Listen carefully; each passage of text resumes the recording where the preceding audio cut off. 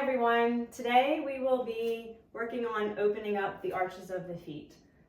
In order to get the hip to activate efficiently and fully, the foot needs to know how to fully pronate and supinate. So one of the reasons for opening up the arches of your feet is so that you can create more fluidity and mobility in your feet. Therefore, your knees and your back and your neck and your shoulders, number one, don't have to do the movement that your feet aren't doing. And also, when we open up the feet, if we have really tight feet, our brain can sense the ground, the bones in our feet on the ground better. And that can also help with neck tension and shoulder tension. So, and it also just feels really good. Everybody's feet are different. Bodies are different. They need different environments to begin and to progress. So it's a really good idea to have different tools or different options. I have a variety of balls here. With people that are really tender and sensitive in their feet, I'm going to choose the softest ball possible. So if someone can't really sense and feel their feet a whole lot, I will use at least a tennis ball. I won't really go harder than that. I personally feel like lacrosse balls are too hard. That when you start using really hard, when you're using a harder environment, it's actually going to create more tension in your foot because your foot has to meet that type of environment with a different type of load, if that makes sense. So. These are some of the balls I have just for representation. This is my softest ball. I use this one a lot to start, and then if people can't really feel or sense movement in their foot, then I'll usually go to this pinky ball, and this is the OPTP pinky ball, and it has some give to it, and we want a little bit of give to it so that that way your foot will give as well. So tennis balls work fine. They're just a little bit harder. They don't have quite the same type of give that the rubber pinky ball has, or the Franklin method ball. And this has nice little texture, and our feet and the skin of our feet really love texture and variety. So for today, I'm going to use the tennis ball just because that's what a lot of people have. Highly recommend the pinky OPTP ball. You can get it on Amazon. These Franklin method balls are a little pricier, but they're really amazing if you have a lot of foot issues and you want to heal your feet. So I use all the balls the same exact way. If it's a harder ball, I'm not going to put as much weight on that ball. So we'll be starting 3 arch positions. I do what's called the toe arch, right? And the toe arch is going to be right behind this ball of this foot right here. Right here, okay?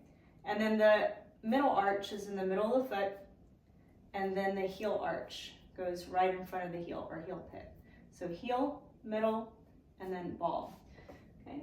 So I'll begin with draping my foot.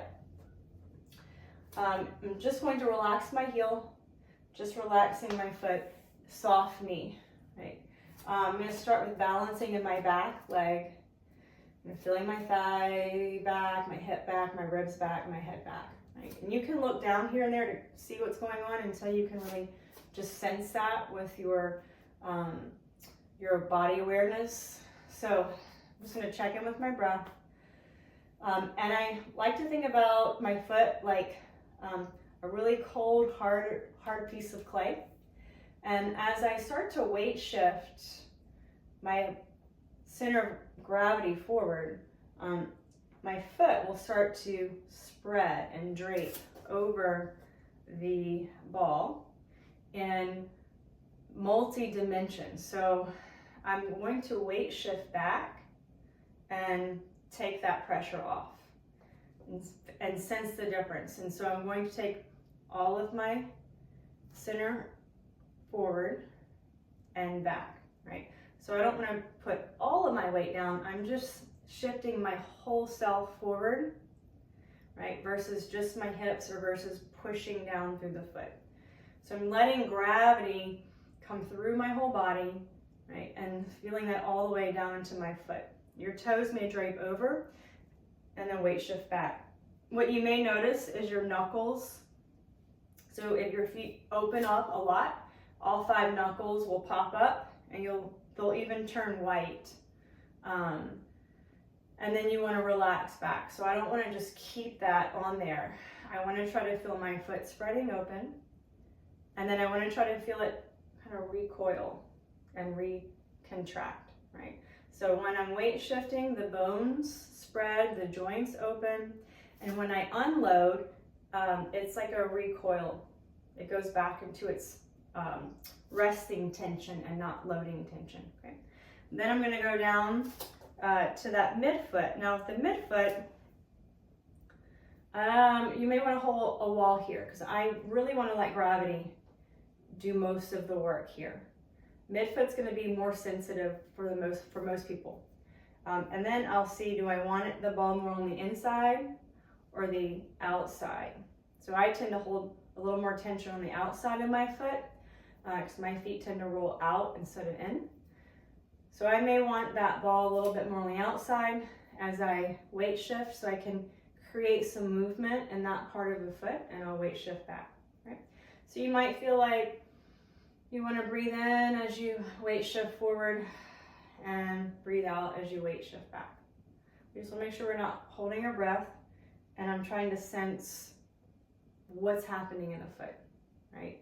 If it feels painful, it's too much weight, right? I want just enough weight, maybe a little discomfort, but I want to feel the foot moving, right?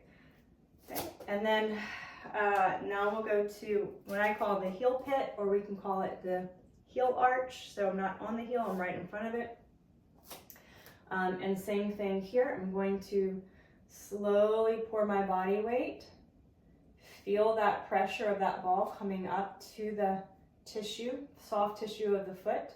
It domes up, and then I'm going to weight shift back, right?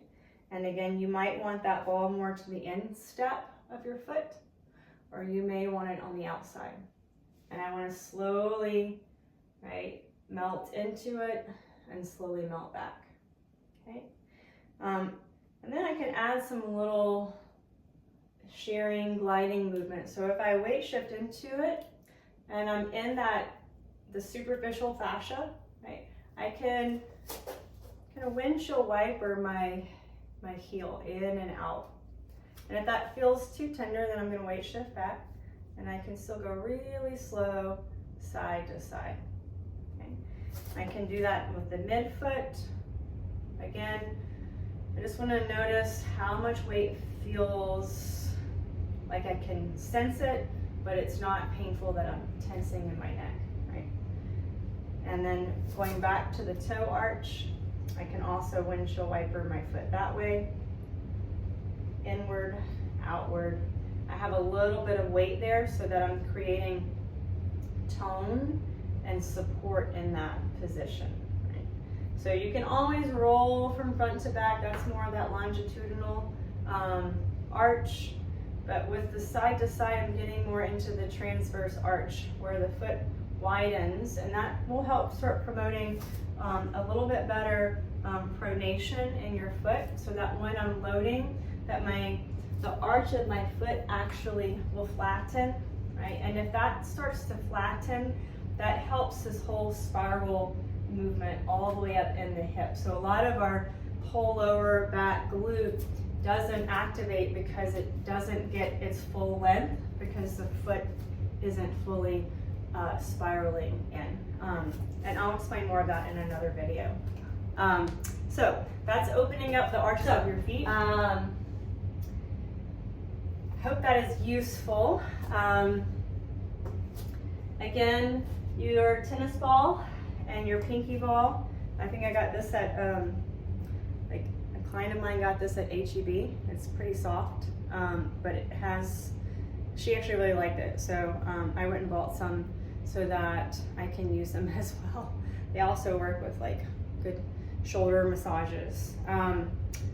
This tiny little ball here is for feet and hands, but because it's so hard, I do love the texture on it, but it's really hard and small, so it really, you have to be really mindful of how and where you're using this. This doesn't really open up the foot.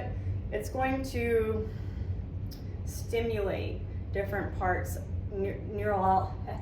it's going to stimulate different neurological points of your foot, which that I like. Your foot just needs to be light. Sometimes I like people to sit down and rub their feet on that. This is your ball arch foot opening. Again, like I said, this is a great practice to do before you stretch your toes, right? Or you could do this one and you may find you don't need to stretch your toes, and you can do some of the primal postures where you're sitting on your feet.